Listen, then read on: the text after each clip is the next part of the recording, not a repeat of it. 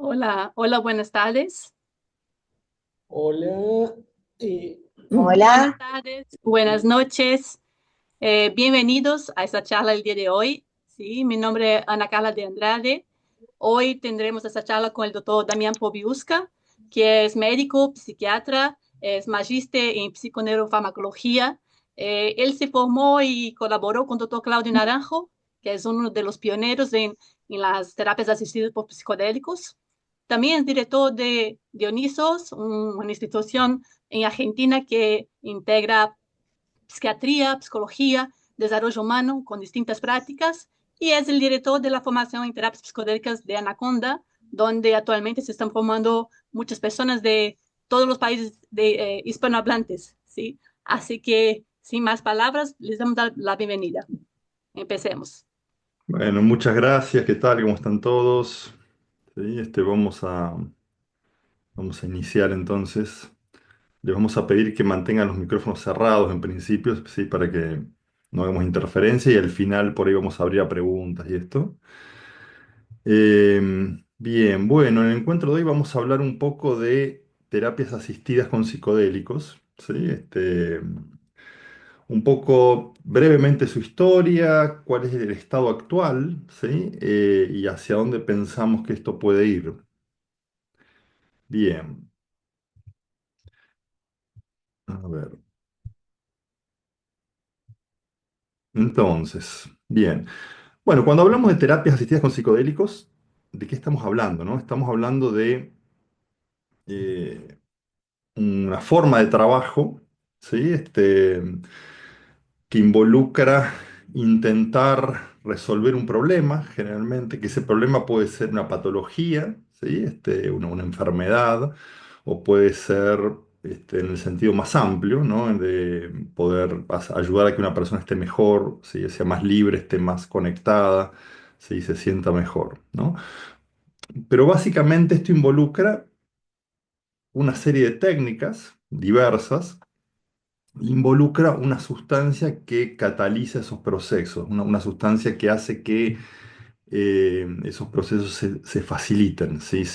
A veces se acorten, se hagan más rápido, ¿sí? Aumenta la velocidad, otras veces que se profundicen también, ¿sí? Que se puede ir un poco más allá y más rápido entonces. Esto no es algo nuevo, ¿sí? Los psicodélicos se han utilizado en muchas culturas humanas, muchas culturas chamánicas, ¿sí? A lo largo de la historia. Eh, y como toda herramienta humana ha ido evolucionando, ¿sí?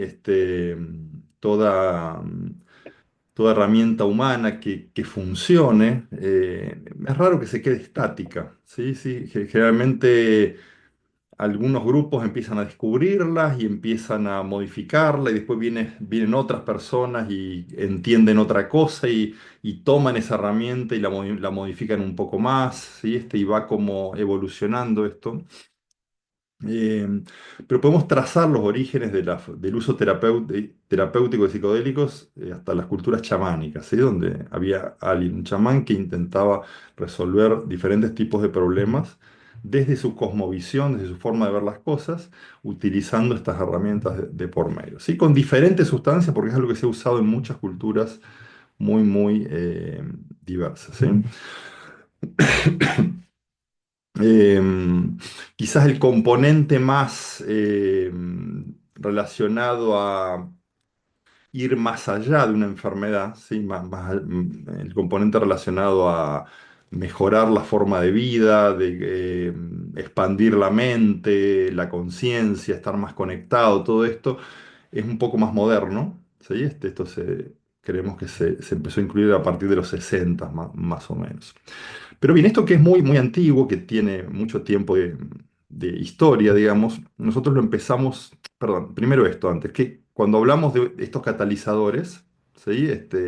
Estas sustancias que acompañan, ¿sí? Que aceleran reacciones, que profundizan reacciones, ¿sí? Las sustancias que acompañan las terapias asistidas con psicodélicos, son varias, ¿sí? No hay una sola. Algunas son más tradicionales que otras, ¿sí? Pero todas estas se usan. Fíjense que hay dos grandes grupos acá. Tenemos por un lado lo que se llaman los psicodélicos clásicos, ¿sí? Que son los psicodélicos como el LSD, la psilocibina, la dimetiltriptamina que está en la ayahuasca y la mescalina, ¿sí? Son las sustancias más estudiadas, más conocidas, ¿sí?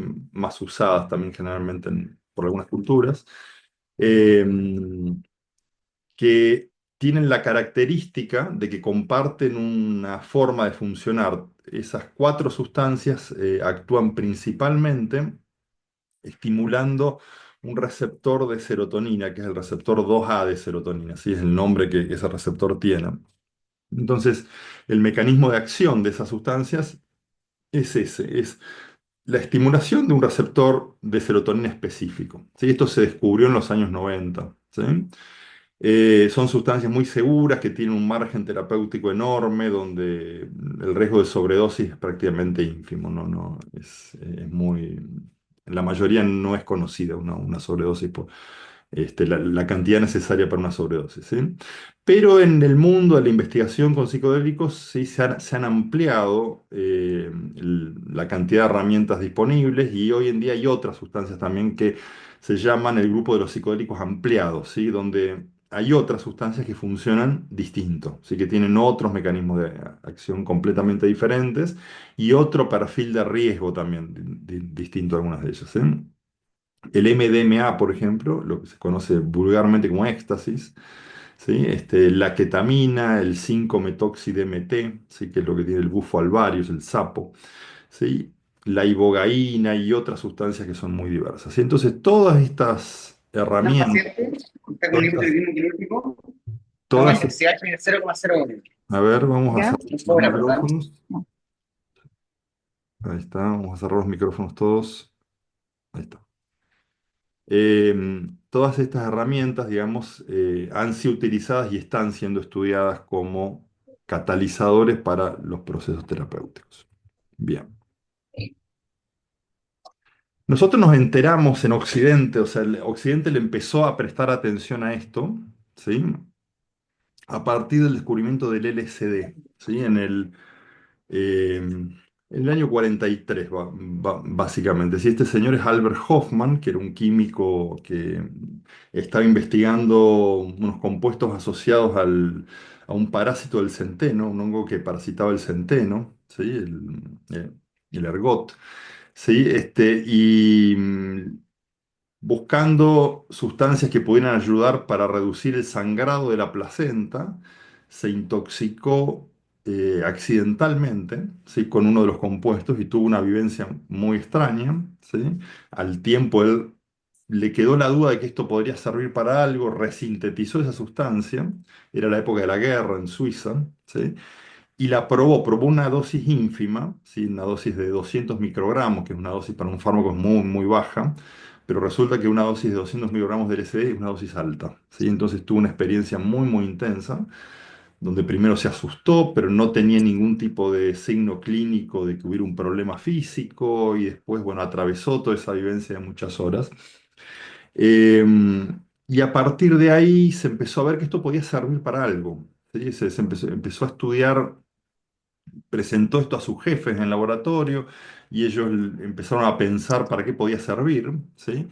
Y desarrollaron lo que llamó el Delicid, que es el LSD de aquella época, ¿sí? Que eran ampollas que se usaban en medicina, ¿sí? Y las principales indicaciones del Delicid eran profundizar la psicoterapia psicoanalítica, ¿sí? Era una droga para que la gente que hacía psicoterapia pudiera acceder a estados más profundos, ¿sí? Más, para que la terapia fuera más eficiente, ¿sí? Esa era una de las primeras, para acceder al inconsciente, digamos, de una forma más rápida, directa, y productiva, ¿no? Y la otra indicación también que tenía inicialmente era para que los psiquiatras pudieran comprender el mundo interno de los esquizofrénicos. ¿Sí? Inicialmente se creyó que estas sustancias generaban estados parecidos a los de la esquizofrenia, ¿sí?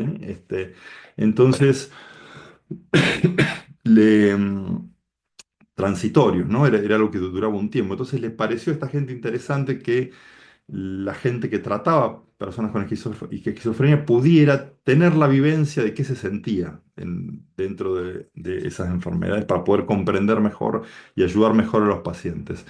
Después resultó ser que no tenía mucho que ver con la esquizofrenia esto, que el estado que provocaba el LSD era mucho más interesante que el de la esquizofrenia, digamos, y las teorías cambiaron un poco. Pero esas fueron las primeras, eh, sí, los primeros intentos de potenciar una terapia con fármacos. Sí, ya había en aquella época, había también gente que estaba intentando potenciar psicoterapias con otros fármacos, ¿sí? Nosotros en Argentina tuvimos a Pillon Rivière, que él trabajaba, les daba imipramina a los pacientes, un antidepresivo que baja la ansiedad, digamos, y él también trabajó con otras sustancias, digamos, pero había digamos, una cultura de intentar mezclar estos dos mundos de la farmacología y la psicoterapia, sí, que han estado por mucho tiempo y actualmente muy separados ¿no?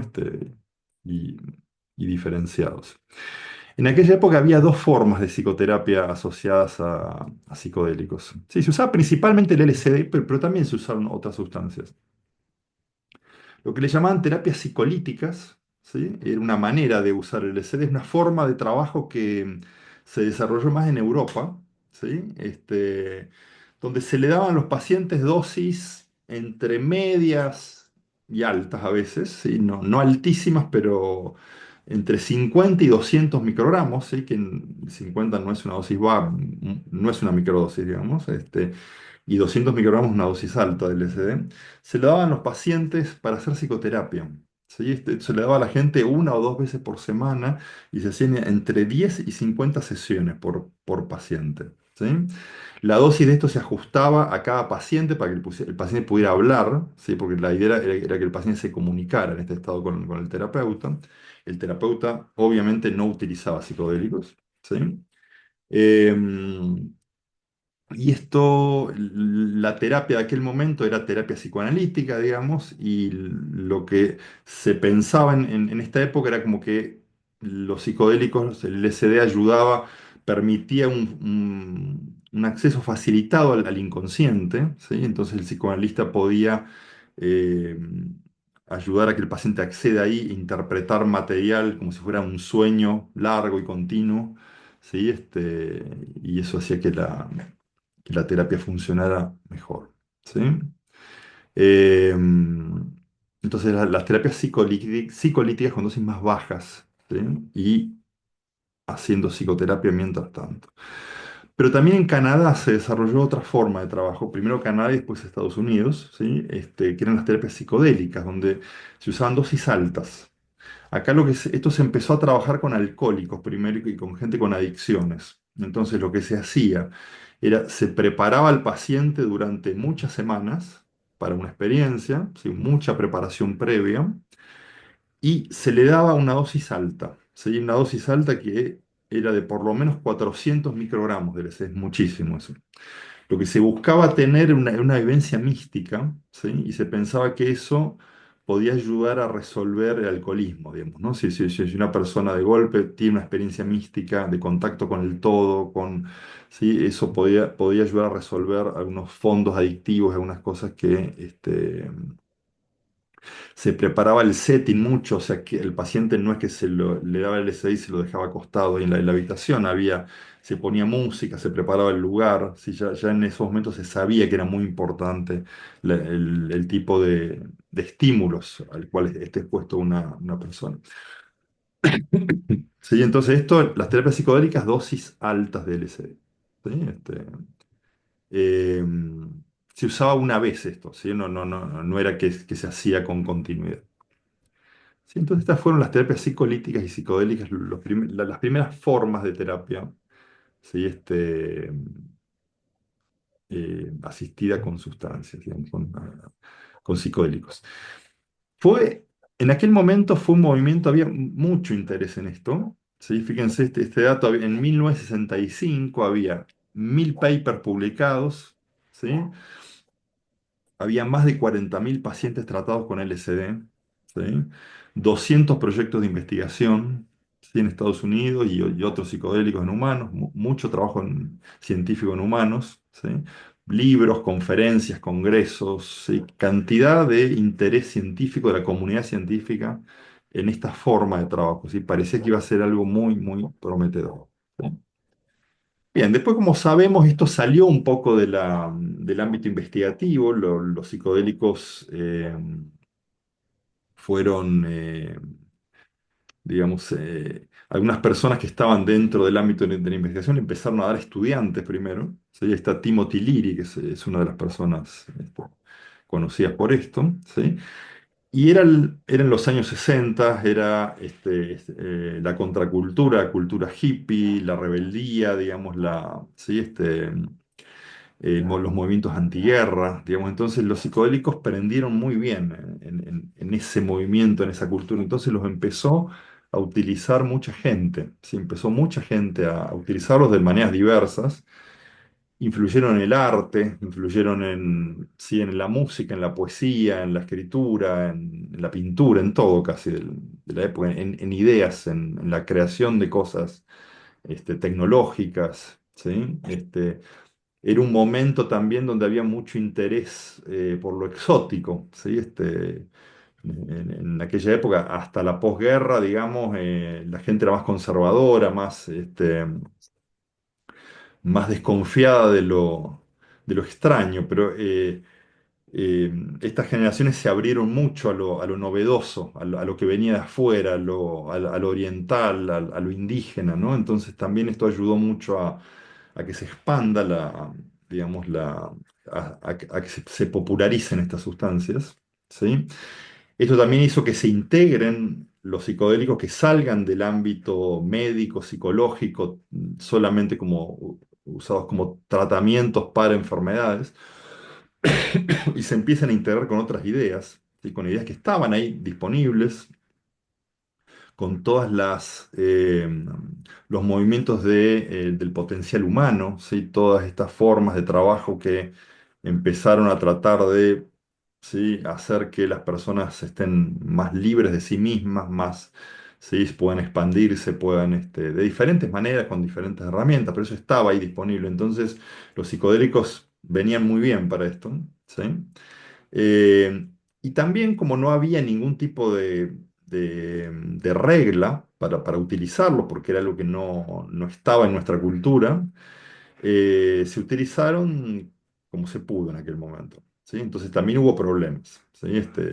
Los psicodélicos siempre decimos son muy seguros, pero si se los usa en un ambiente adecuado, cuidado, en una situación concreta, digamos, con alguien cuidando, no son sustancias para si alguien que toma psilocibina o LSD y anda por la calle, puede correr riesgo o poner en riesgo a otros, ¿sí? O sea, no es para eso, ¿sí?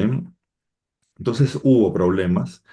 Y esto un poco fue aprovechado por la política de la época, si era la época de Nixon en Estados Unidos, la guerra de Vietnam, esta gente no quería ir a la guerra, se empezaba como a cuestionar la guerra, entonces se aprovechó para, digamos, como una movida política, digamos, la ilegalización de los psicodélicos, para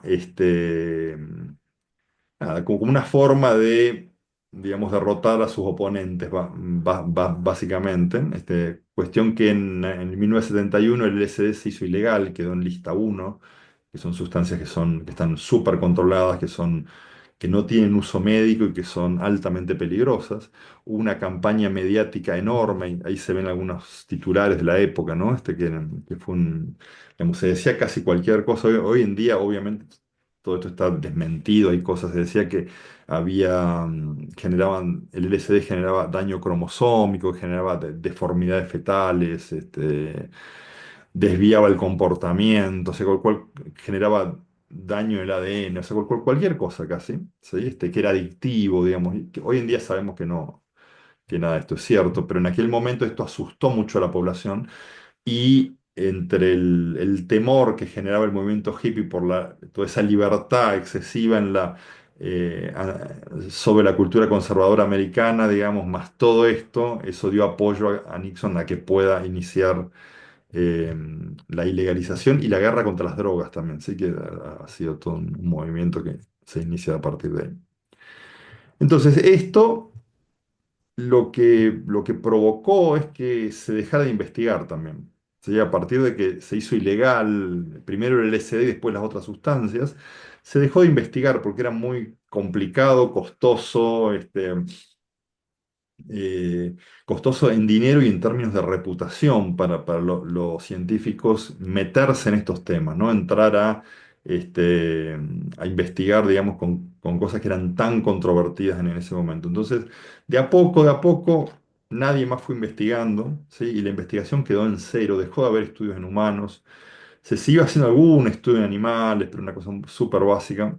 Este, hasta hace unos 15 años, más o menos, donde la investigación volvió a iniciarse con mucho trabajo primero, ¿sí? Y hoy en día, bueno, estamos dentro de una época, ¿sí? Donde está ocurriendo un renacimiento de todo esto, ¿sí? Pero un poco esa es la historia. Bien. ¿Con qué, si hoy venimos un poco al presente, digamos, con qué nos encontramos hoy una persona que dice, yo estoy buscando una terapia asistida con psicodélicos? ¿Sí? ¿Con qué nos encontramos? O sea, me pongo a buscar en internet, ¿qué me encuentro? ¿Sí? Primero que es ilegal. ¿Sí? Primer escollo, primer barrera que tenemos. ¿Sí? Em, Trabajar que son con sustancias, digamos, que están controladas es complicado porque, no, porque la sustancia en sí es ilegal. ¿Sí? O sea, esa es la primera barrera. Y segundo, que me encuentro con un montón de cosas muy distintas. ¿Sí? Y a veces cuando yo me encuentro con cosas muy distintas y no tengo conocimiento previo del tema como para ordenarme, para orientarme, ¿sí? Puede ser difícil orientarse ahí, ¿sí? Porque qué es válido, qué sí, qué no, qué hace esta gente, qué no hace, qué puedo esperar de esto, ¿sí? Entonces nos encontramos con una mezcla, ¿sí? De cosas muy diversas que me gustaría que por ahí podamos tratar de separar. Algunas de estas cosas seguramente hay más, pero vamos a ver algunos puntos de lo que podemos encontrar hoy en día. Todos estos elementos tienen pros y contras, o sea, ni ninguna forma es perfecta hoy en día, ¿sí? Y ninguna forma tiene todo positivo o todo negativo, ¿sí? Pero un grupo que tenemos son los terapeutas underground, ¿sí? Que esta es la gente que trabajaba en los 60 con psicodélicos. Los psicodélicos se hicieron legales y esta gente se encontró en una situación donde o se quedaba sin trabajo o trabajaba en la ilegalidad, digamos, básicamente, no había mucha opción. Primero, esto no ocurrió a la misma velocidad en todo el mundo, entonces algunas personas se cambiaban de país y iban trabajando en los países donde todavía se podía, pero después con el tiempo, digamos, fue cerrándose la ley en todos los países sobre todas las sustancias. Entonces esta gente siguió trabajando, ¿sí? Desde aquella época con mucha valentía, porque la verdad que eh, lo hicieron bajo mucho riesgo, ¿sí? Porque ya digo, trabajar con sustancias ilegales es complicado desde la ley, ¿sí? Eh, el problema que tuvo esta gente es el aislamiento, ¿sí? Cuando algo se hace de este modo, no hay posibilidad de publicar un paper, por ejemplo, acerca de esto, porque, digamos, cuando se publica un paper, un estudio, hay que, digamos, decir qué se hizo, dónde se hizo sí, entonces publicar algo era casi como culparse, digamos, de un delito, ¿sí? Entonces no había prácticamente publicaciones, no había conocimiento científico nuevo, no había congresos, ¿sí? Congresos donde la gente que está en un tema se junta e intercambia, ¿sí? O sea que hubo mucho aislamiento, entonces esto produjo que no se desarrollaba una manera de trabajo, sino que cada cual fue viendo a ver cómo podía. Sí hubo algunos terapeutas que escribieron, sí que dieron algún lineamiento, pero fue muy poco, digamos, por la cantidad de años que esto se mantuvo, ¿sí? Entonces, no, esta gente por ahí no tenía la herramienta que por ahí hoy tenemos hoy en día para poder orientarnos de la evidencia científica, es decir, bueno, a ver qué funciona, qué no funciona, cómo yo voy acomodando mi práctica ¿sí? De acuerdo no solo a mi experiencia, que puede ser muy limitada, sesgada, muy chiquita, digamos, sino a todo lo que se sabe, digamos, en relación al tema este, ¿sí? Entonces acá hay muchas formas muy distintas de trabajo, ¿sí? Gente que trabajaba más de terapias psicoanalíticas, que hacía aquellas terapias psicolíticas que siguió trabajando, otra gente que lo desarrolló otras formas de terapia, que lo integró con terapia gestáltica, con un montón de maneras, digamos, que se fueron desarrollando. El otro grupo, sí que hay, es el grupo más tradicional, el grupo de los chamanes, curanderos, sí, que están asociados a tradiciones indígenas, ¿sí?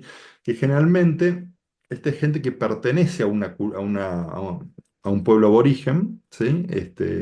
Diversos, hay varios en el mundo. Generalmente gente que ha sido entrenada de muy chica, ¿sí? Los verdaderos chamanes no aprendieron de grandes generalmente. Es muy, muy frecuente que hayan estado, digamos, en entrenamiento desde los 6 8 años, ¿sí? O sea que es un camino largo, ¿sí? Es un camino duro, es un camino muy ascético, ¿sí? Es un camino de mucho esfuerzo. Es un camino, sí, este, a veces por ahí tenemos ciertas ideas romantizadas de lo que son estos caminos, pero los chamanes hacen prácticas durísimas, digamos, que a veces rozan, digamos, el riesgo físico, ¿sí? Esta gente tiene mucho conocimiento práctico, ¿sí? Porque han usado la herramienta por generaciones, digamos, entonces eso es muy válido hoy en día, ¿sí? O sea, cómo se utiliza prácticamente esta herramienta, ¿no? Em, Ellos tienen conocimiento previo, ¿sí? De generación en generación, pero también eso tiene un problema, porque a veces yo puedo utilizar excesivamente para validarme la tradición, digamos. Entonces, si yo para saber qué está bien y está mal, me apoyo demasiado en lo que hicieron mis ancestros, es un punto de apoyo, pero puede ser que no sea el más sólido, ¿sí? O sea, puede ser uno, si yo lo comparto con otros, ¿sí? Pero si yo repito lo que la tradición hace todo el tiempo, puede ser que la tradición a veces no haga cosas que estén tan buenas, ¿sí? Eh, Siempre decimos, digamos, si uno se guía por lo que es ancestral, digamos, como algo que es bueno, bueno, hay muchas cosas ancestrales que no son buenas. Por ejemplo, la esclavitud, ¿sí? Tener esclavos es algo ancestral, ¿sí? Que se hizo durante muchísimos años y milenios en la humanidad y no es algo positivo, digamos. Sí, bueno, acá también puede haber algo también de esto, de cómo estar repitiendo algo que por ahí se puede hacer de otra manera. Em, y además hay un efecto en la tradición oral, ¿sí? Que hoy cuando pensamos en la charla pensamos cómo llamarlo. Nosotros en Argentina hay un juego que hacen los chicos, no sé cómo se llama en otros países, que se llama teléfono descompuesto, ¿no? Donde alguien le dice algo, hacen una fila a los chicos y alguien le dice algo en el oído al otro y el otro se lo repite al otro y se lo van repitiendo y después se ve que llegó al último. ¿Sí? Y a veces llegan cosas muy distintas, ¿sí? Entonces, a veces en la tradición oral puede ocurrir este efecto de teléfono descompuesto, ¿sí? Donde por ahí eh, lo que se fue interpretando y transmitiendo fue cambiando, deformándose, se entendió otra cosa y ya no sabemos bien qué es lo que llega, ¿no? A veces también en estos sistemas más chamánicos, el, eh, los criterios de seguridad no siempre son los mejores también, ¿sí? Eso hay que decirlo porque a veces los criterios de seguridad occidentales, modernos, los estándares de seguridad son más altos, ¿sí? A veces en las prácticas chamánicas se hacen cosas que son peligrosas, digamos, que antes no, bueno, se hacían, digamos. Por ejemplo, siempre decimos el uso de tabaco, ¿sí? Las purgas con tabaco, ¿sí? Son muy interesantes como experiencia, pueden ayudar mucho a una experiencia de ayahuasca posterior, pero hay gente que ha muerto por purgas de tabaco por arritmias, ¿sí? Porque el tabaco tiene un efecto anticolinérgico potente y puede generar arritmias en personas que estén predispuestas. ¿sí? Entonces, a veces como que la seguridad no es, digamos, el fuerte. ¿Sí? Y también a veces, otra cuestión que tienen estas cuestiones, estas formas de trabajo, es que a veces se comprenden ciertos fenómenos con una matriz cognitiva muy diferente a la nuestra, ¿sí? Que por un lado puede ser demasiado local, demasiado dependiente de la cultura esa, ¿sí? Entendamos que esta gente, como todo, digamos, no son diferentes a nosotros, las culturas aborígenes, ¿no? Todo el mundo intenta entender el mundo con la cognición que dispone, ¿sí? Entonces, a veces esas formas de comprender son demasiado extrañas para nosotros, y que sean extrañas no quiere decir que sean verdaderas, son otras, ¿sí? Entonces, a veces las experiencias psicodélicas pueden aumentar el nivel de sugestionabilidad, y yo puedo terminar creyendo cosas que no creía antes, y no sé si eso suma mucho. Sí, bien. Entonces, estas son las formas más indígenas, más chamánicas. Después está el neochamanismo, ¿sí? Los chamanes urbanos. Y acá también, eh, este es un fenómeno más moderno. Estas son personas que no son originarias de la cultura, ¿sí? Perdón, de la cultura de las tribus aborígenes, Hola, Cari. eh, pero que, bueno, toman elementos de diferentes chamanismos, ¿sí? Elementos diversos de diferentes lugares, diferentes culturas, diferentes prácticas, ¿sí? Y a veces se mezclan, se toman algunos, esas mezclas, esas integraciones son diversas, hay un poco de todo, ¿sí? Generalmente encontramos como dos grandes maneras, digamos, en estos neochamanismos, digamos, una forma más indígena, ¿sí? Donde se toman cosas de la cultura indígena y se utilizan y se replican en las ceremonias. Y otra forma más New Age, ¿sí? Donde se toman más cosas un poco más fantasiosas también, ¿no? Cosas de toda esta cultura más ¿sí? De la nueva era, digamos, donde también. Acá yo creo que esto es muy frecuente hoy en día. ¿Sí? Quizás si uno busca es la manera más habitual que uno puede encontrar. Nosotros el riesgo que vemos por ahí un poco en algunas, porque acá no todo el mundo trabaja igual, ¿sí? Es muy diverso esto, pero a veces puede haber como un apoyo excesivo en la fantasía, ¿sí? Entonces, cuando yo me apoyo excesivamente en la fantasía, no está tan bueno. Sí, y además que se puede favorecer la incorporación de creencias ajenas, extrañas, que no son mías por su gestión. ¿Sí? Entonces, no es raro que personas que por ahí nada, no tenían una creencia de golpe, después de una experiencia psicodélica, empiezan a creer en algo que no creían antes. ¿Sí? Y no sé si le suma tanto, ¿no? Es como es algo extremo que entra, ¿sí? Y creemos que la función de esta terapia es que la persona trabaje con lo que tiene, digamos, o sea, no incorporarle cosas, digamos, que no tiene. ¿Sí? Entonces, los neochamanismos. Eh, Otra manera también que también es otra forma de acceso a los psicodélicos hoy en día son las religiones que usan psicodélicos, ¿sí? Hay varias religiones en el mundo que han usado psicodélicos como un sacramento, ¿sí? Entonces, hay mucha gente que accede a los psicodélicos a través de las religiones estas. Eh, Hay varias, nosotros en Sudamérica, el ejemplo más difundido son las religiones ayahuasqueras en Brasil, ¿sí? Santo Daime, la Unión do Vegetal, ¿sí? Son grandes religiones que han tomado elementos cristianos, elementos de la selva, y utilizan la ayahuasca con regularidad, cada 15 días en general, ¿sí? Está la iglesia nativo-americana también que usan el peyote en Estados Unidos.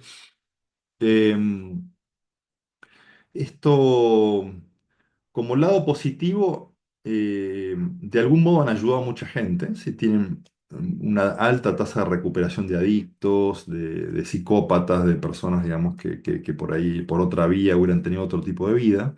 ¿Sí?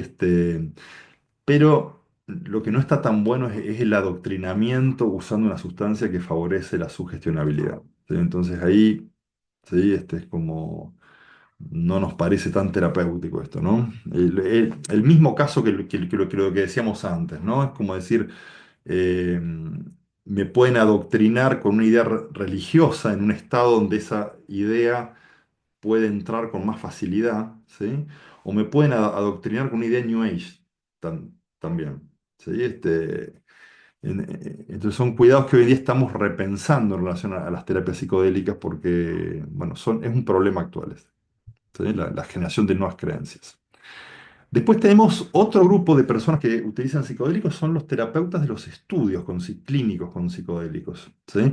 Esta gente es la gente que se preparó para trabajar, digamos, cuando se empezaron a hacer los primeros estudios, primero en Johns Hopkins y en la Universidad de Nueva York con pacientes con cáncer, donde se les iba a dar psilocibina en dosis altas, una sesión a personas que tenían enfermedades terminales, ¿sí? Los primeros estudios del renacimiento psicodélico. Bueno, medio que nadie sabía mucho cómo trabajar con esto. Entonces, esta gente empezó a preguntar, empezó a contactar gente que trabajaba en el underground, gente que siguió trabajando, a ver cómo se hace, a ver cómo podemos adaptarlo, y fue viendo alguna manera, ¿sí? de poder aplicar esto, ¿sí? Este, donde se fue desarrollando una forma de trabajo que no es única, hoy es muy diversa también, ¿sí? Es una forma que, a ver, tiene como dato interesante que registra muchos datos, que eso está bueno y malo, ya vamos a ver, pero tiene el lado bueno de que junta información, ¿sí? Y después con esa información se puede comprender, ¿sí? Y ver cómo hacerlo mejor, básicamente, ¿sí? Pero tiene el problema de que, como estos estudios inicialmente, para que sean aprobados, fue muy difícil que los aprueben, ¿sí? Que algún organismo regulador le apruebe a esta gente un estudio con una sustancia ilegal, tuvieron que favorecer excesivamente la seguridad, ¿sí? Por la eficiencia potencial de la terapia, ¿sí? Entonces, como el setting es un setting súper cuidado, donde hay criterios de exclusión, ¿sí? Donde son clarísimos y son a veces, hoy en día se sabe que un poco excesivos, digamos. Hay dos terapeutas por paciente, ¿sí? Lo cual es súper seguro para el paciente, pero puede ser un poco incómodo también. Sí, de hecho, hay reportes de personas que se sienten incómodas durante una experiencia psicodélica con dos personas mirándote, ¿sí? Todo el tiempo. Eh, el registro de datos, que es bueno por un lado, es complicado por el otro porque esto influye mucho en el setting, digamos, no es lo mismo que una persona esté en un lugar cómodo, tranquilo, que una persona la estén pinchando para sacarle sangre y midiéndole la presión a cada rato. ¿Sí? O sea que no es el setting ideal, ¿sí? Es el setting que se permitió, digamos, que es súper seguro, eh, tiene, pero es muy rígido, ¿sí? Hoy en día, por ejemplo, hay toda una discusión si se debe tocar al paciente o no, y hay seminarios para hacer el toque terapéutico, que es lo que está haciendo esa mujer ahí que está tocando de la mano al paciente, ¿no? Eh, que es importante, a ver, es un problemón el tema de el contacto físico en las experiencias psicodélicas, y hay mucho problema con esto, sí, hay abusos también, ¿sí? Pero esto es como el otro extremo, ¿no? Es como, sí, hacer un curso para saber cómo tocar la mano a alguien, digamos, parece un poco excesivo. Em, ¿Qué más? Y es muy costoso esto también. Otra contra que tiene para el futuro, que es muy costoso, porque esto se hace en un hospital, una cama en un hospital, tener dos terapeutas por un paciente por un montón de horas, más la preparación, más todo lo otro. Hay gente que está sacando cuentas ya a ver cuánto va a costar una terapia psicodélica. Y esta manera es muy cara, digamos, o sea, poca gente va a poder acceder, digamos, si es la manera con la que se va a hacer. ¿Sí? Pero bueno, es la manera que se hacen los estudios clínicos. Bien. El otro uso es el uso recreativo, ¿sí? Y los psiconautas, el uso más libre, digamos. ¿Sí? Y acá también hay un poco de todo, digamos, es como eh, hay psicoanautas muy experimentados que le pueden sacar mucho provecho a una experiencia, que tienen una mirada muy sutil para adentro, ¿sí? Que pueden reconocer ciertos matices y después extraer información de la experiencia psicodélica y eso llevarlo a la realidad y transformarlo en cosas. Y hay otra gente que no tiene esa capacidad, que por ahí lo hace de un modo más hedónico, que por ahí, que no es que esté mal, digamos, sí, hay gente que para curarse necesita reconectar con el placer, pero otra gente no, ¿sí? Y el hedonismo se asocia mucho a algunos rasgos de la personalidad, como la apertura, ¿sí? Y la gente que usa psicodélicos suele tener un rasgo de apertura alto, ¿sí? Con lo cual una persona media hedonista no se va a beneficiar mucho de un setting de más hedonismo, es más de lo mismo en general. A pesar de eso, a veces se pueden tener experiencias terapéuticas, ¿no? De ese modo. Eh, este es un set también muy accesible, hoy se consiguen hongos psilocibe por casi cualquier lado, digamos, o sea que este, es algo con lo cual la gente también se va a encontrar con mucha facilidad. El riesgo que tiene es el descuido acá, porque pocas veces se tiene demasiado en cuenta ni la preparación, ni la elaboración, ni la forma, el lugar donde se hace, ni cómo se hace. Sí, entonces eso da lugar a riesgo, ¿sí? Porque, como siempre decimos, una experiencia psicodélica no es algo que uno pueda dirigir, ¿sí? Entonces puede haber experiencias muy difíciles, ¿sí? Y ahí la presencia de alguien cuidando, de algún terapeuta, digamos, ayuda a atravesarlas. Y personas con poca experiencia y con efectos muy intensos puede ser complicado. Acá están los malos viajes y toda esta cuestión, ¿sí? Y creemos que el mayor riesgo acá, además del riesgo, digamos, posible, es también desperdiciar la experiencia, ¿sí? O sea, si yo no me preparo demasiado, y esto se torna una costumbre y el ambiente no es el ambiente más indicado para ir hacia adentro, es probable que digamos, el potencial de la experiencia no sea tan alto, ¿sí? Este, a veces hay otra cuestión también que el mensaje que los psicodélicos dan no siempre es tan obvio. O sea, no es que Yo siempre... cortaron. Quiero ver la A ver, vamos a silenciar esto. No es que los psicodélicos hablan con claridad siempre, ¿sí? O sea, no es eh, que nos dan un mensaje clarísimo todo el tiempo, ¿sí? A veces el mensaje está encriptado, escondido de una manera, ¿sí? O a veces es inverso, ¿sí? Siempre decimos, por ejemplo, podemos tener una persona muy narcisista, ¿sí? Donde la experiencia psicodélica se siente el rey del universo, ¿sí? Y puede ser que desde el narcisismo la persona no puede interpretar eso como una caricaturización de su carácter, digamos, sino que lo interprete como una confirmación, ¿sí? Es extremo eso, ¿no? Pero hay casos mucho más sutiles donde el psicodélico amplifica cierta forma cierta forma problemática de carácter que la persona tiene y la persona no lo puede ver, ¿sí? Porque no puede verse a sí misma con tanta facilidad. Entonces, eso, digamos, sin la ayuda de otro que pueda interpretar, mostrar algunas cosas, puede ser que no se aproveche, ¿sí? Y por último, que yo creo que es lo más riesgoso, ¿sí? Es personas con poca experiencia que suministran psicodélicos. Eso está pasando mucho, ¿sí? Porque es muy, muy frecuente personas que han tenido un par de experiencias psicodélicas y ya empiezan a darle a otros, ¿sí? Eso nos parece delicado porque manejar la herramienta es complejo, ¿sí? Es como no es tan simple como, bueno, tomemos los honguitos y ya está, ¿sí? Puede haber experiencias muy difíciles, muy intensas, puede haber trauma, puede haber un montón de cosas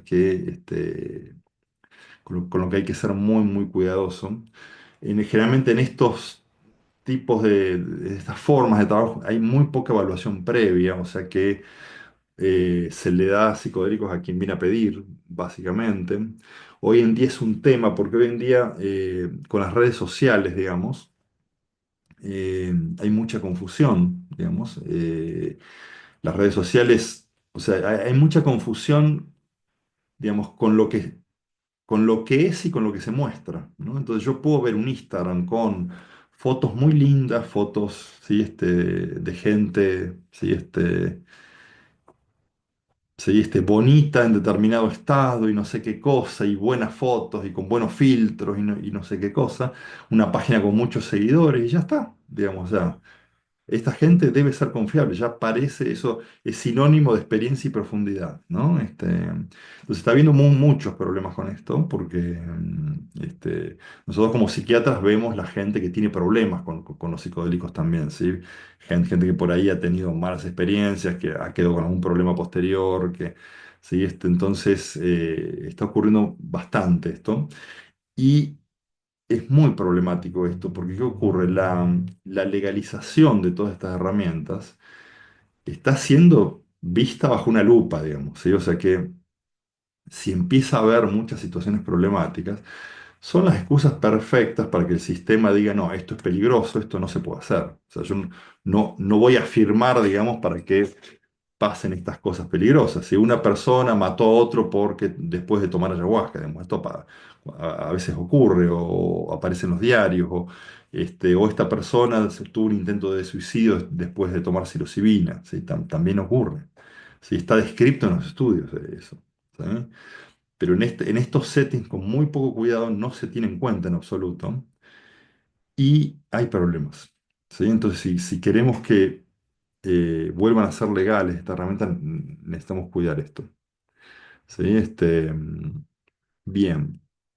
Ahora bien, ¿qué, esto es lo que nos podemos encontrar ahora? Entonces, nosotros venimos de un ambiente psicodélico más disgregado, digamos, donde cada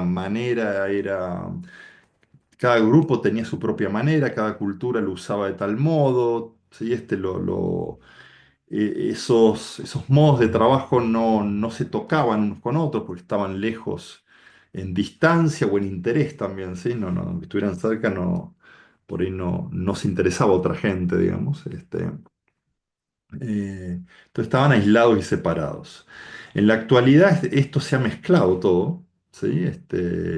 Y tenemos, ¿sí? Una ensalada de cosas, digamos, donde podemos acceder a un menú muy diverso y un poco confuso también en algún punto. ¿Y hacia dónde va esto? ¿Sí? ¿Qué esperamos que pueda ocurrir en el futuro? ¿Sí? Nadie sabe qué puede ocurrir en el futuro, ¿no? Pero ¿qué puede uno analizar de hacia dónde puede ir esto? ¿Sí? Lo primero es que estamos en un momento muy particular, un momento interesantemente particular. ¿Por qué? Primero porque tenemos eh, más conocimiento, ¿sí? Tenemos el conocimiento de toda la primera ola de psicodélicos, ¿sí? Con sus cosas positivas y sus problemas, ¿sí? Lo que funcionó y lo que no funcionó, ¿sí? Tenemos mucha gente que está estudiando hoy en día, que está interesada en generar más conocimiento. Hay muchísima actividad científica alrededor de los psicodélicos, ¿sí? Eh, Hay mucho activismo también, ¿sí? Que también esto enciende el interés en la población, ¿sí? Es como nosotros presentamos estos temas hace mucho tiempo en congresos de psiquiatría, charlas y otras cosas, y hace unos años no era tan simple hablar de esto, ¿sí? Era como, este, o no había interés o nos miraban raro, ¿no? De que estás hablando de drogas, ¿qué es esto, no? Estás diciendo que es bueno tomar drogas, ¿no? Entonces eso ha cambiado. En el último tiempo ya la gente dice, bueno, pero esto no es lo mismo, esto puede ayudar, sirve para otras cosas, mira que vi el documental aquel. Hay un montón de información que, eh, que está disponible que no estaba antes. disponible. Y también tenemos mucho más conocimiento de cómo funciona el cerebro, ¿sí? De neurobiología, de psicofarmacología, qué hacen estas sustancias. Ustedes fíjense que la primera ola de investigación de los 60, 50, 60, no sabían cómo funcionaba esto, o sea, no tenían ni idea de dónde hacía efecto. O sea que eh, el efecto sobre el receptor de serotonina se descubrió en los 90 recién. ¿Sí? O sea, se le ocurrió a una persona darle a un grupo que tomaba LSD o psilocibina una sustancia que bloqueaba ese receptor y después le daba psilocibina y las personas no tenían efecto. Entonces ahí se empezó a entender por dónde, o sea, todo ese conocimiento, el efecto sobre las redes cerebrales, ¿sí? Cómo los psicodélicos modifican el procesamiento de información. O sea, hay un montón de conocimiento nuevo de los últimos años que está disponible para integrarse ahora, ¿sí? Que no estaba hasta hace unos pocos años. Y también tenemos modelos de psicoterapia más potentes, ¿sí? Que la psicoterapia también ha ido evolucionando, desarrollándose, abriéndose, ¿sí? Entonces estamos en un momento donde es justo un momento ideal para poder integrar, ¿sí? Lo viejo con lo nuevo y ver qué sale. O sea que la integración yo creo que es una de las cosas que viene. Lo otro es la legalización, ¿sí? Esto también hay mucha gente trabajando en que se puedan quitar de lista uno estas sustancias para que se pueda investigar más y trabajar con esto. Que sean legales las sustancias van a dar una mayor facilidad de acceso a estas terapias, ¿sí? Porque, digamos, quien las realice no va a estar haciendo algo ilegal, ¿sí? Entonces, es más simple poder llegar a otras personas. Va a haber acceso a sustancias de calidad, porque uno de los problemas de la ilegalidad es que no hay ningún tipo de control de calidad, ¿sí? Entonces, cuando alguien accede a algún psicodélico y no hay nadie que diga, "Ah, esto es lo que dice ser", ¿sí? Bueno, hay que confiar, ¿sí? Y ahí hay un montón de otras sustancias complicadas, peligrosas. Depende del psicodélico, por ejemplo, con LSD, con MDMA hay un montón de problemas, ¿sí? Que se resolverían, digamos, si fuera legal y alguien pudiera fabricarlo, ¿sí? Legalmente y con calidad farmacéutica, ¿sí? Creemos que va a haber dos vías de trabajo con esto, ¿sí? Como se viene marcando hasta ahora. Una vía es una vía más médica, psicológica, ¿sí? Donde para trabajar en esa vía probablemente alguien requiere un título de grado, digamos, porque eh, es una vía que requiere tratar problemas psiquiátricos, psicológicos, ¿sí? Entonces, esa es una de las vías. Y la otra gran vía es la vía del desarrollo humano, ¿sí?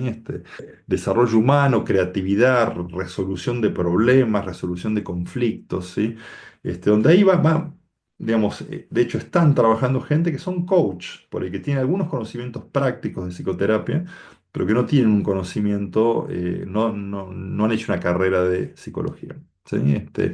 Entonces, esos dos grandes movimientos, hay varios lugares donde las terapias con psilocibina se están legalizando, ¿sí? Oregon, Colorado en Estados Unidos, ¿sí? Ahora hay algunos movimientos en Chile y en Uruguay donde es posible que se pueda empezar a trabajar sobre eso, ¿sí? Cuando esto se legaliza, también ocurre que empieza a haber regulaciones para el uso. Generalmente no es que la legalización es, bueno, listo, es libre, úselo cada cual como quiera, como sea. No, o sea, la regulación implica que lo pueda aplicar alguien que pueda probar que sabe, digamos, que es idóneo en el uso de esto. Y que se puede utilizar una sustancia de calidad. Entonces en Oregon ya hay licencias de cultivo, entonces hay gente que produce hongos psilocibe, digamos, los produce con ciertos estándares de calidad, con algunos controles para ver qué están haciendo, digamos, y todo eso, ¿no? Y eso da más seguridad al paciente, porque sabe con quién está trabajando, ¿sí? No me guío solo por una cuenta de Instagram, ¿sí? Y sé que la sustancia que estoy recibiendo es algo seguro también, ¿sí? Que no es cualquier cosa. Entonces lo legal, ¿sí? Después otra cosa que también es probable que ocurra es que en algún momento como con todo, digamos, se va a reducir el entusiasmo inicial, ¿sí? De algo novedoso. ¿Sí? Ahora estamos en la época donde el entusiasmo es enorme, ¿no? Entonces, el entusiasmo está bueno porque hace que eh, haya más interés, por un lado, pero el entusiasmo no está muy bien visto en ciencia, ¿sí? Porque el entusiasmo puede hacer que uno vea cosas que no son, ¿sí? Entonces, cuando ese entusiasmo inicial se reduzca, ¿sí? Quizás tengamos datos más claros, ¿sí? Sobre eficiencia en diferentes cuadros clínicos, ¿sí? En quién sí, en quién no, ¿sí? Este, tengamos cierta estandarización y protocolos de seguridad previa para evaluar a las personas, ¿sí? Para seguirlas, para integrar después, ¿sí? Ciertas maneras que se vaya como armando formas de trabajo, ¿sí? Que sean donde uno pueda tomar eh, las cosas que más funcionan de todos los modelos anteriores, ¿sí? Cómo se prepara la gente, ¿sí? Qué estímulos deberían tener, deberían estar expuestas las personas para el uso que le estoy dando, ¿sí? Quizás no sea lo mismo tratar a una persona con depresión resistente que juntar un equipo de ingenieros para resolver un problema complejo. Digamos, quizás el setting tenga que ser muy, muy distinto, ¿sí?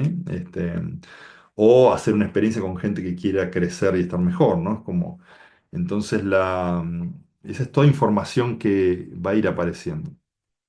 Eh, Probablemente también se integre con más herramientas, ¿sí? Hay muchas herramientas psicoterapéuticas y de otro tipo, digamos, que pueden empezar a integrarse con las terapias psicodélicas y probando eficiencia, ¿sí?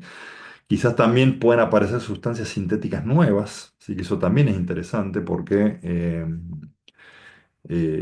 estamos ahora ante una era de posible de desarrollo farmacológico rápido, ¿sí? Con todo lo que es inteligencia artificial y probablemente la computación cuántica va a facilitar mucho la investigación farmacológica, ¿sí? Porque se van a poder crear modelos sin tener que hacerlos en la realidad, digamos, de moléculas diversas, miles, millones de moléculas que podrían funcionar de tal o cual manera, y eso es probable que eh, hagan aparecer fármacos nuevos y quizás psicodélicos de diseño nuevos también. ¿Sí? Que quizás puedan ser más específicos para un uso que para otro, ¿sí? Entonces eso también sería interesante. Bueno, en este tipo de situación, ¿qué psicodélico uso? ¿Son todos lo mismo? No. ¿Sí? Esto es más específico para esto para aquello, ¿sí? Y así. ¿Sí? Eh, y quizás también nuevos usos para psicodélicos, ¿sí? Que no sabemos, ¿no? Hoy en día hay mucha investigación sobre el efecto antiinflamatorio de muchas sustancias psicodélicas y entonces posible uso en enfermedades de base inflamatoria, enfermedades autoinmunes, hay un montón de enfermedades degenerativas quizás, ¿sí? Hay un montón de enfermedades que tienen una base inflamatoria donde quizás no sabemos, ¿sí? Hoy en día esto podría funcionar, ¿sí? También es verdad que la creación de fármacos nuevos podría salir para el otro lado, porque hay gente que está buscando como el efecto de las terapias psicodélicas es muy bueno, es muy positivo, digamos, pero el efecto psicodélico es muy problemático para la medicina tradicional y para el establishment, ¿sí? Hay gente que está buscando fármacos que tengan efectos sobre el receptor 2A de serotonina, como tienen los psicodélicos clásicos, pero no tengan efecto psicodélico, ¿sí? Entonces, esa es otra cosa que también puede ocurrir, ¿sí? Y nos parece buenísimo. A ver, yo creo que no. Creo que lo bueno es poder disponer de herramientas, ¿sí? Nos parece genial que, o sea, no todo el mundo quiere una experiencia psicodélica intensa, ¿sí? Pero quizás algunas personas puedan elegir, ¿sí? Un análogo con efectos psicodélicos por sobre otro sin, y otras personas no quieren una experiencia psicodélica y prefieren tener algo que tenga esos efectos sobre la neuroplasticidad, por ejemplo, que tomen todos los días y no tengan ninguna experiencia fuerte. Entonces esos son, nada, son opciones que puedan aparecer. Bien. Y, digamos, en base a todo esto, si algo que va a hacer falta en el futuro es que creemos que van a hacer falta terapeutas psicodélicos, ¿sí? Porque el uso de estas herramientas no se enseña prácticamente en ningún lado, ¿no? En las profesiones de salud no es parte del currículum, ¿sí? Generalmente en la formación médica, psicológica, en las residencias médicas, no, los psicodélicos se enseñan como drogas de abuso, digamos, pero no como... Sí, está cambiando un poco esto lento, digamos, pero no hay mucha información disponible en cómo se trabaja con esto. ¿Sí? Y por otro lado hay mucha gente que quisiera trabajar con esto, ¿sí? Pero no tiene, o sea, no sabe cómo hacerlo, porque no es tan simple, no es tan obvio, ¿sí? Y no se trata de darle hongos a alguien, nada más, es muchísimo más complejo que eso. Entonces creemos que va a haber necesidad de gente formada en esto en un futuro próximo, ¿sí? Por eso en Anaconda desarrollamos una formación en terapias psicodélicas, ¿sí? Ya empezó el año pasado, ya hay un grupo que terminó de cursar el primer año, ¿sí? Es una formación de 2 años. Mucha gente dice 2 años, ¿por qué 2 años? Bueno, porque no es largo y no, y, a ver, y enseñar las cosas con profundidad no se puede hacer rápido, ¿sí? Entonces, hay el currículum, digamos, la currícula de la formación es larga, toca muchos temas y además requiere de cierto proceso el terapeuta, ¿sí? Las terapias no dependen solo, requieren conocimiento técnico, ¿sí? Requieren que yo conozca la herramienta, sepa de qué se trata, sea, digamos, idóneo en el manejo de eso, sepa algo de la farmacología, de interacciones, de cosas que pueden ocurrir, de cómo evaluar pacientes, cómo armar un setting, ¿sí? Este, cómo buscar información, porque también esto está cambiando día a día, todos los días hay información nueva, entonces parte de lo que intentamos formar en las personas que se forman con nosotros es que estar abiertos a lo nuevo, aprender a buscar, bueno, qué se sabe ahora y ver cómo integrar esto, ¿sí? Porque no está armado esto y probablemente cambie bastante. ¿Sí? Entonces, nada, hacemos una formación que el próximo grupo empieza en marzo. Si ahí los que estén interesados pueden entrar a nuestra página web y ahí está toda la información. Bien. Bueno, también aprovecho a decirles que por tercera vez nos hicieron caer la cuenta de Instagram. ¿Sí? Los filtros de Instagram hoy en día están tremendos. Se pueden vender armas por Instagram, pero no se puede nombrar la palabra psicodélico. ¿Sí? Entonces, ahí está la nueva cuenta para que nos sigan, ¿sí? Y abrimos otras vías también porque nos parece que, o sea, Meta, a pesar de que habría cambiado algún tipo de regulación ahora en el último tiempo, es tremendamente eh, hay un nivel de censura demasiado grande, ¿sí? Entonces abrimos también X o Twitter, bueno, YouTube ya existía y LinkedIn también, ¿sí? Así que ahí nos pueden buscar. Vamos a seguir compartiendo información interesante que pueda ampliar nada, este, el conocimiento de estas herramientas sí, y bueno, y eso. Eh, tenemos Bueno, muy bien. preguntas No sé si hay preguntas. ahí en chat. Ah, el chat, a ver si, ahí las miro. A ver. eh,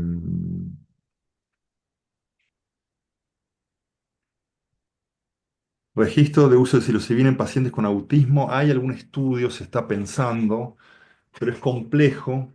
Se está pensando en pacientes autistas este, sin tanto déficit en relación a funciones cognitivas y funcionamiento, ¿sí? Pero se está pensando, ¿sí? ¿Se realiza este setting en Mar del Plata? Bueno, esa es una pregunta complicada porque nosotros por ahora podemos trabajar en Brasil legalmente con ayahuasca, hacemos un retiro en el nordeste de Brasil, eso se está abriendo con bastante rapidez de todos modos, pero por el momento eso, pueden ver la página en eso, ¿sí? Eh, a ver, en este caso quiero decir, experiencias con cantidades permiten tener un viaje más intenso y no por algo más sutil. No sé de dónde viene la pregunta, ¿no?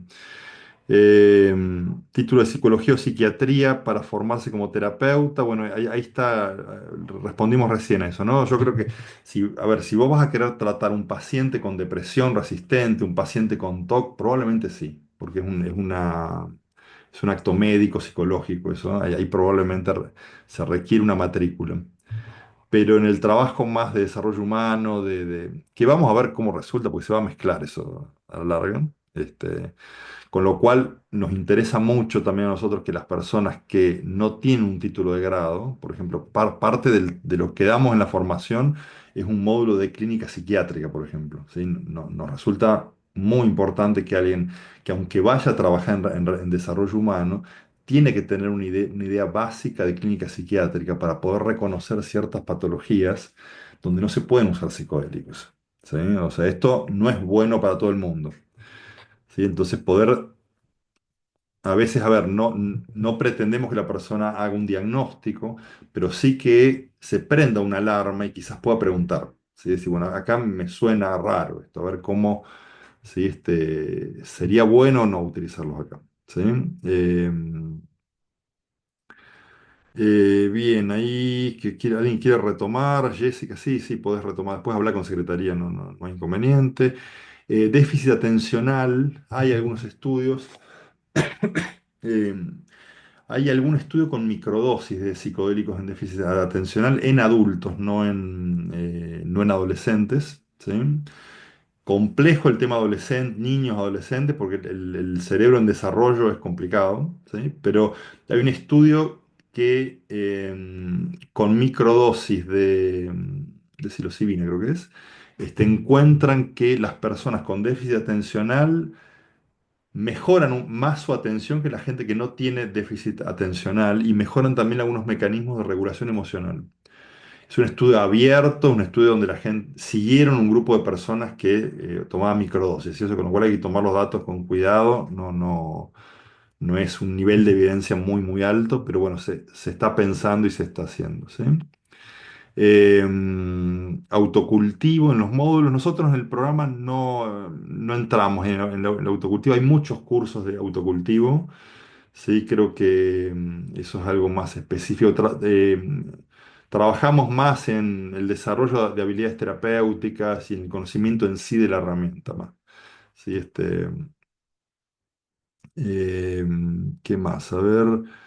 Retiro con tomas ¿por qué no hacemos retiro con tomas de psilocibina? Bueno, lo vamos a hacer cuando se abra legalmente, digamos.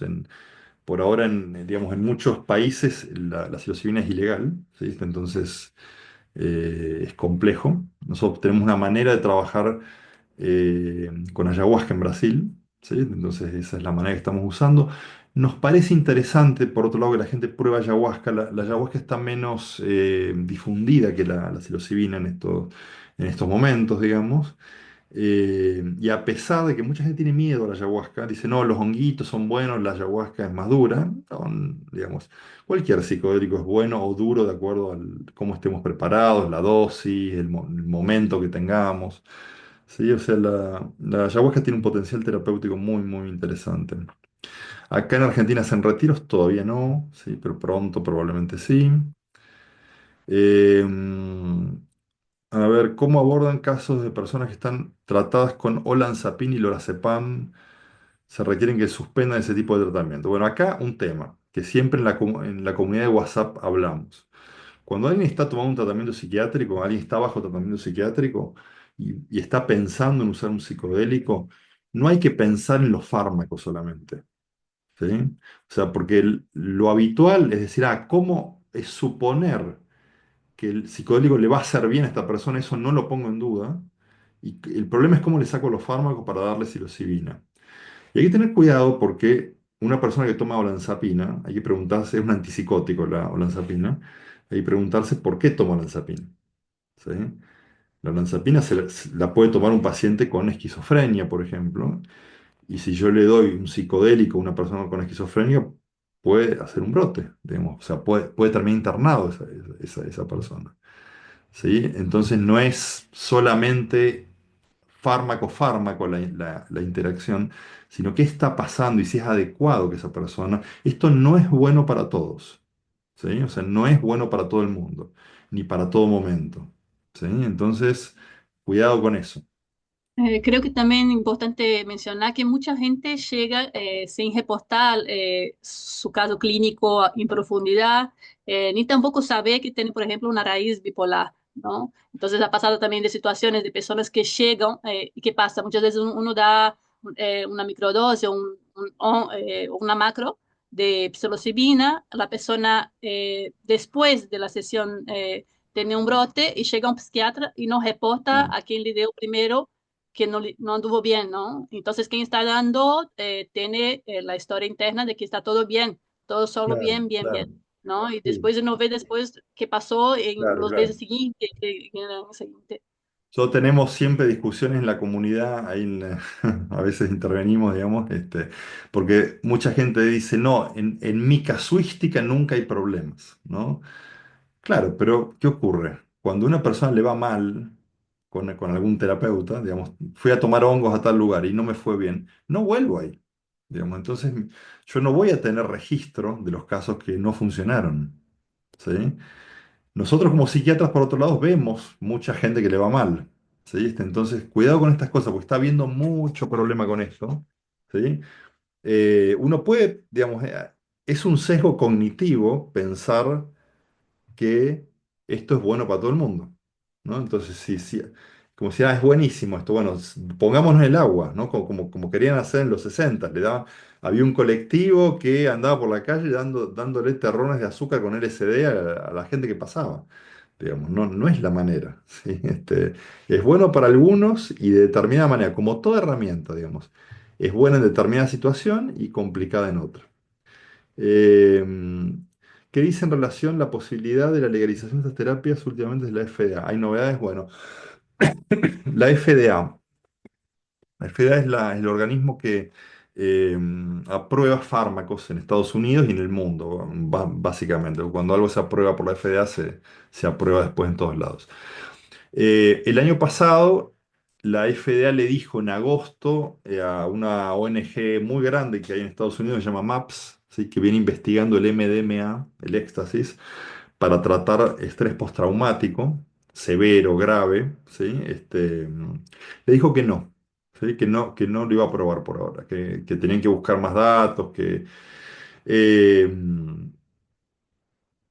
no se sabe ahí, digamos, uno podría, digamos, la gente que piensa de una manera más desconfiada, dice, bueno, la FDA tiene interés con algún laboratorio y no quiere que esto sea demasiado eficiente y le quite terreno a otro tipo de fármacos, por ejemplo. Pero también es cierto que la FDA no quiere firmar algo con lo cual pueda tener problemas, ¿sí? Y ellos no regulan el componente de psicoterapia en estas formas de terapia, entonces es un problema para ellos esto, aprobar algo y después no tener control sobre lo otro. Cuestión que mandaron a MAPS a hacer más estudios, lo cual es un problema porque eso es mucho dinero y tiempo más, ¿sí?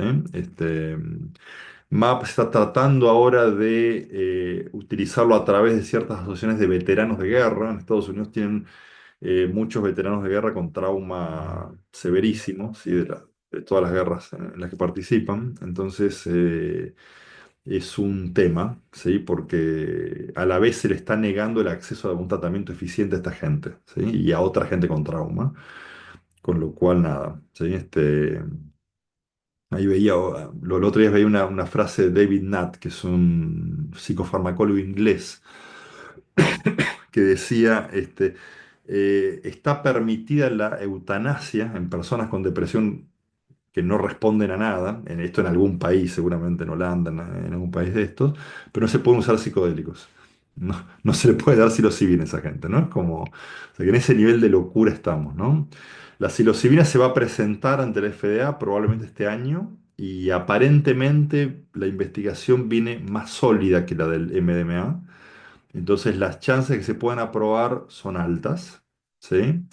Después hay que ver qué se aprueba también, porque en medio de todo esto, los, ¿qué ocurre? Hacer un estudio, un ensayo clínico cuesta mucho dinero. Entonces, cuando empezó a verse que podía ser interesante, que podía dar resultados positivos, se empezaron a armar algunas compañías, laboratorios que empezaron a poner dinero en la investigación, e hicieron que la investigación avance, ¿sí?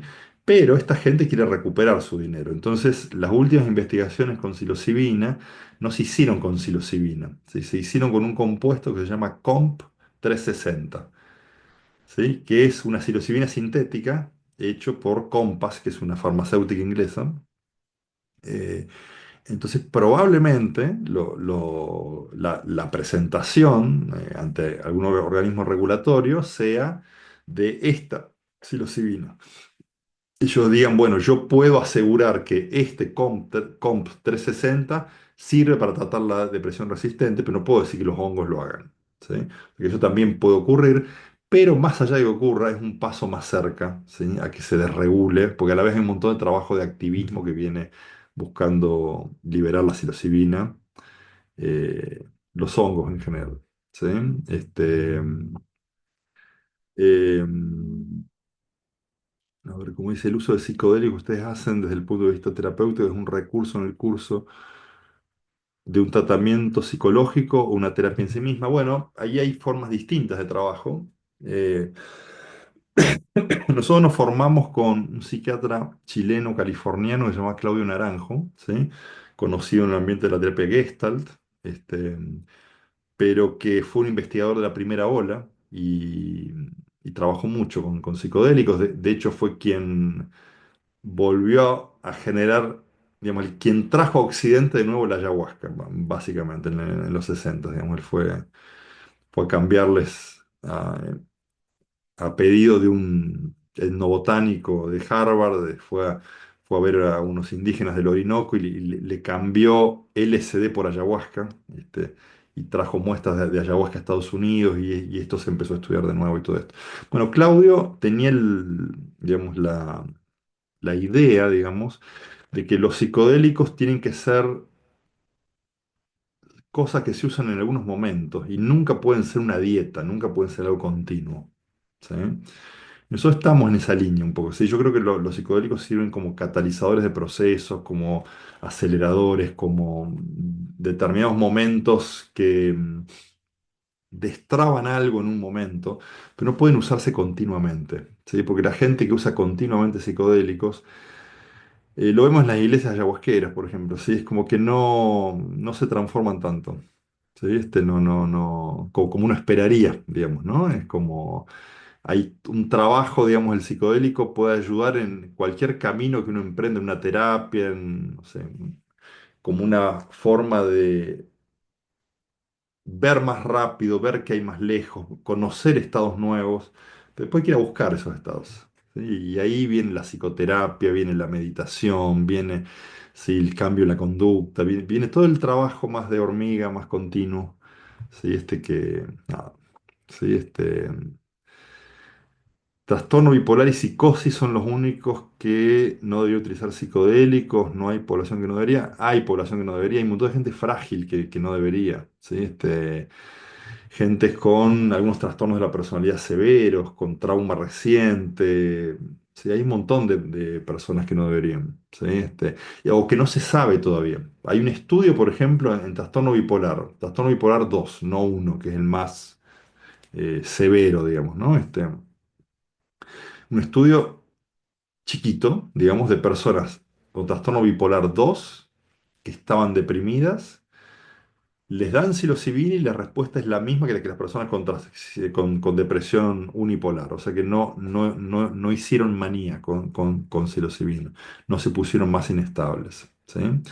Pero también hay algún estudio, por ejemplo, en los estudios de Inglaterra en pacientes con depresión, donde la gente que tomó psilocibina hubo algunos pacientes que empezaron a reportar ideas suicidas, por ejemplo. ¿Sí? Entonces, eso no se sabe todavía. Entonces, ¿sí? Si lo generó la psilocibina, lo generó la desesperanza de que no funcionó tanto como esperaba el tratamiento, no se sabe. ¿Sí? Pero son datos que hay que tener en cuenta. ¿Sí? Porque no está. Y la otra cosa también, que siempre hablamos en la formación, es que la gente no viene con un cartel en la cabeza, soy bipolar, tengo esquizofrenia, ¿sí? O tengo una psicosis, ¿sí? No, no funciona así, ¿sí?